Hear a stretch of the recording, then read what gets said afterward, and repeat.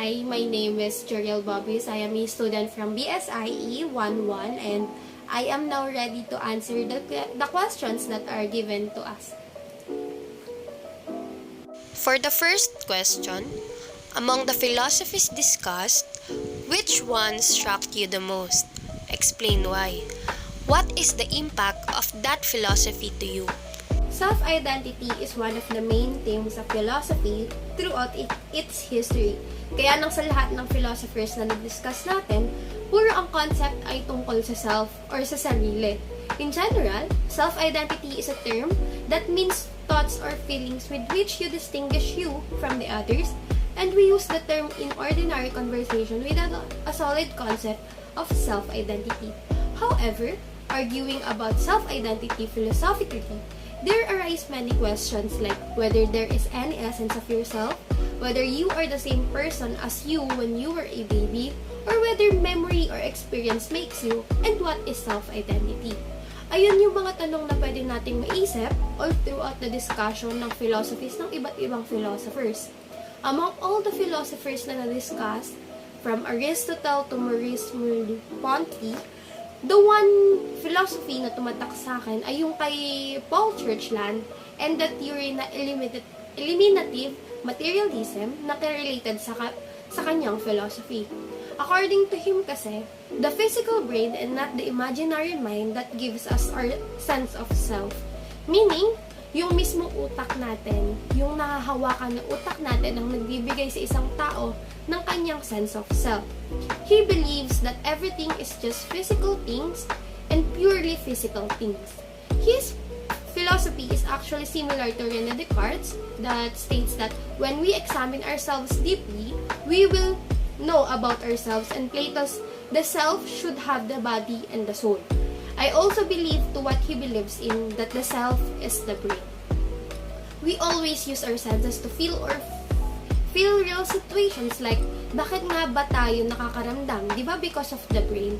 Nagsisend yung mga nerves natin ng signal na, for example, nakahawakan ng mainit. Nagsisignal yung nerves to our brain na mainit yon kasi nahawakan natin. So, the sense of touch and the response ng brain natin ay bitawan kasi nga mainit and mapapaso lang tayo. Our brain is our provider to see, to feel, to touch, to smell, and taste. He also believes that nothing but matter exists. So, ayun, to summarize it all, the philosophy of Paul Churchland, which is the self, is the brain, is the one philosophy that struck me the most. Anong impact nito sa akin? I can say that the impact of his philosophy is mas nadagdagan yung knowledge ko when it comes to philosophy, and mas naging aware ako na marami talagang bagay na may iba't ibang interpretation na isang salita. Mas naniniwala ako na to see is to believe, and kapag nakita ko ang isang bagay physically, mas doon ako maniniwala. The second question is, describe your extended self. What do you think influenced the development of your extended self? Before we proceed to answering the question, let me just give you a little background about the extended self. Baka kasi yung iba hindi alam yung extended self.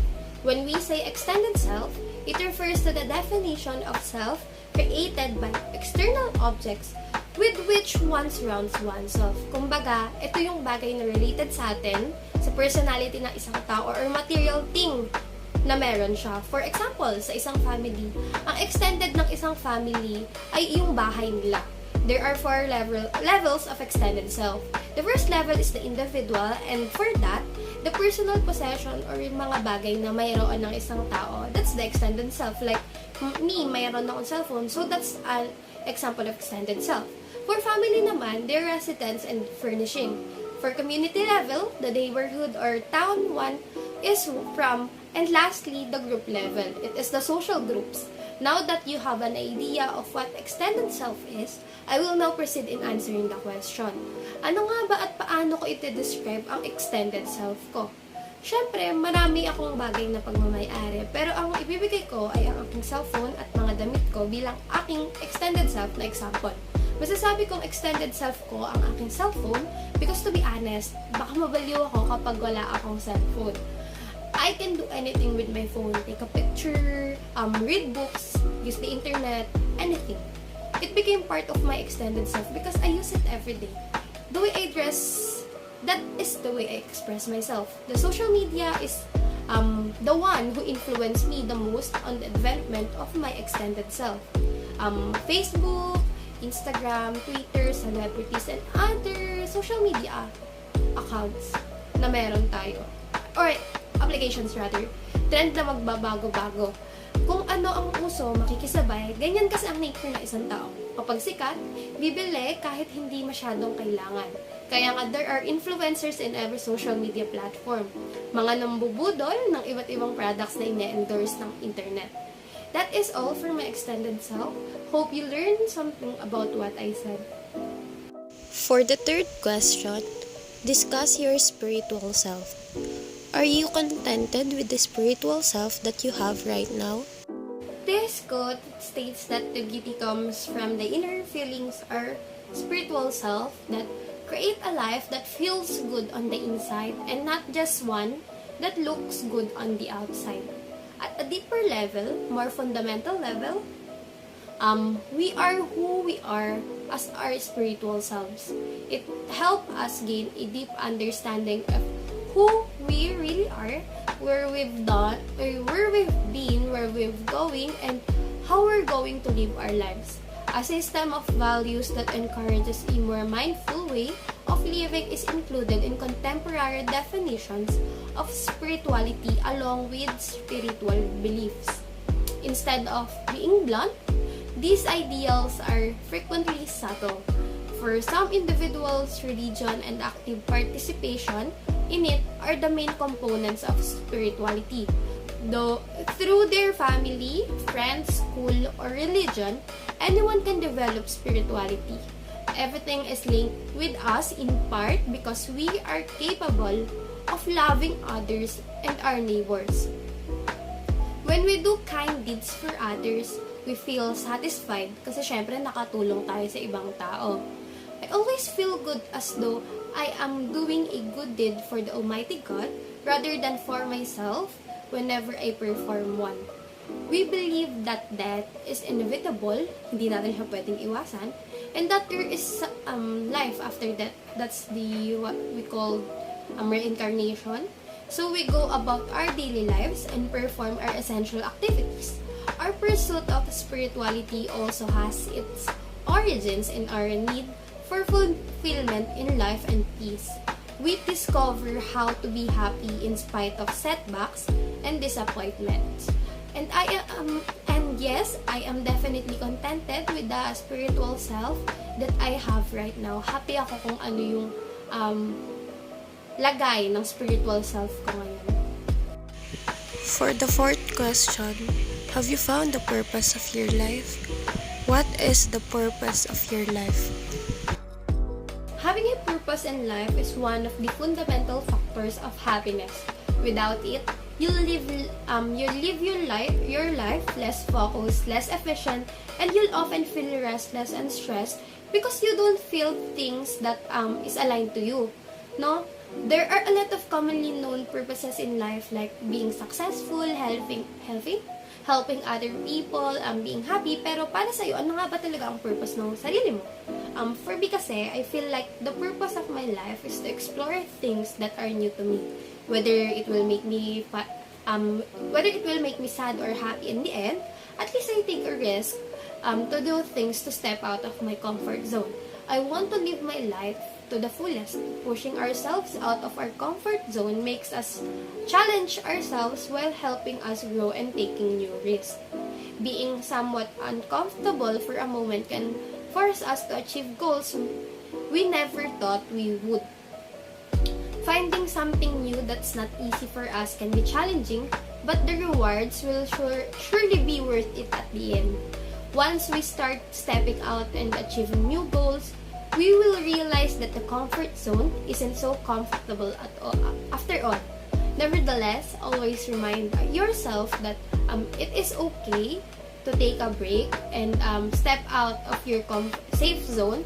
It's also good to be able to go back whenever one needs to be. Yun nga, to summarize it all, ang feeling kong purpose ng buhay ko is mas, yun yung naiisip ko na purpose ko sa buhay. Like, 'di ba? Parang ang boring naman kasi pag paulit-ulit na lang yung ginagawa natin, ganun. So it is okay na mag-step out tayo dun sa comfort zone natin and mas mag-explore ng bagong bagay sa paligid natin kasi 'di ba? Syempre mixed emotions kapag mag-step out ka sa comfort zone mo, pero whether maganda or pangit yung kalabasan ng pag-step out mo dun sa comfort zone mo, at least you did your best, at least you tried to step out of your comfort zone, you try to explore new things, and ayun, experience na din siya. And I think that's the purpose of my life. For the last and final question, how do you take care of yourself? Name the activities that you engage in order to take care of yourself. Since it is our finals week, I don't know what self-care is anymore. This past few days, I am not getting enough sleep because I need to complete my requirements per subject and study all night for the upcoming exams. But on the normal days, I can do my self-care routine. So how do I take care of myself? I drink a lot of water to stay hydrated. I sleep early when I have no task to be finished. But sometimes I stay up all night just to watch Korean drama. I exercise because I sit all day at my chair. Because of online classes, so ayun, it is important to move and exercise. What else? I always manage to do my skincare every night. I had a lot of breakouts for the past few months because of stress. So, hindi ko nakakalimutan na gawin ang skincare ko every night. Naglalaan ako ng oras para mag-reflect at mag-isip-isip ng mga bagay.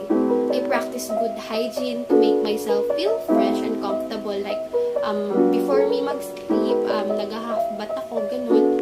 Kinakain ko yung mga pagkain na gusto ko, but with moderation kasi, di ba, syempre, masama naman kapag bawal. Pag nasobrahan ka doon, di ba? Because it is important to balance eating healthy and unhealthy foods. Masarap kumain kasi bawal, yun nga, sabi ko nga, di ba? Sa lahat ng nangyayari sa paligid, it is important to prioritize ourselves first. Do the things that will make us feel good about ourselves. Huwag nating kakalimutan na alagaan ang sarili natin dahil ito ang pinaka-importante sa lahat. Maayos ang kalagayan ng sarili natin. Hindi masama na maglaan ng oras para mag-relax at huwag muna ma-stress sa mga nangyayari sa paligid. Ayun, ganun ko inaalagaan yung sarili ko. Pero syempre, dapat balance lang lahat. In moderation, hindi sobra, hindi magkukulang, balance eh. Ayun, I always find time to balance acats and personal things. So, ayun, yun yung sa tingin kong ganun ko inaalagaan yung sarili ko. Yun lang. Thank you!